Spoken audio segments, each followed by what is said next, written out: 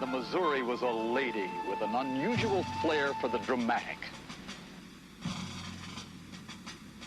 Commissioned just a year before the end of the Second World War, she dashed off to the Pacific in time to spearhead the invasions of Iwo Jima and Okinawa and the bombardments of the Japanese mainland.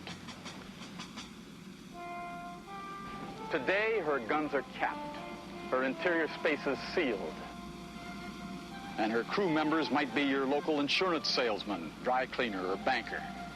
This mighty vessel, once feared in war, has become a shrine symbolizing peace.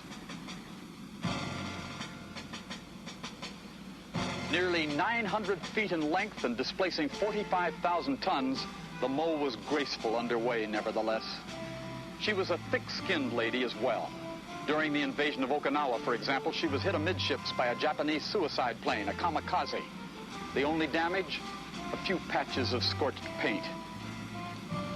During quiet periods, this huge aft deck became a movie theater with seating for 1,000 or more. One evening, while the crew was enjoying a morale-building performance by Lana Turner, an alert was sounded. A lone Japanese bomber had spotted the illuminated silver screen in the darkness. Lana Turner's love scene became his target. An intermission was declared just before the big kiss. Part 2 wasn't run until quite a bit later. U.S.S. Missouri, latitude 35 degrees, 21 minutes, 17 seconds north, longitude 139 degrees, 45 minutes, 36 seconds east. Over this spot on 2nd September 1945, the instrument of formal surrender of Japan to the Allied powers was signed, thus bringing to a close the Second World War. The ship at that time was at anchor in Tokyo Bay. Around her, 258 warships were moored, representing every nation that had fought against Japan. It was a sunny Sunday morning. A table had been set up here on the Admiral's veranda deck with the documents laid out for signing.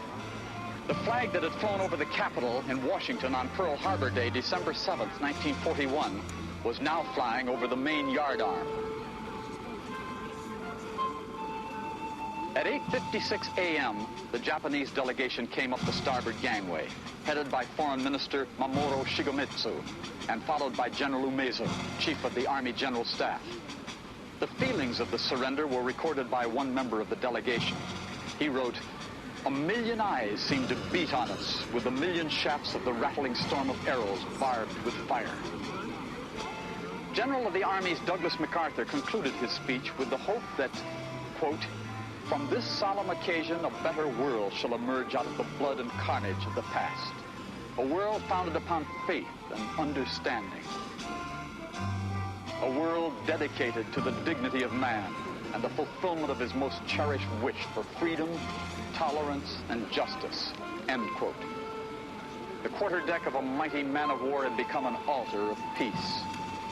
After 1,364 days, 5 hours, and 44 minutes, the war was over.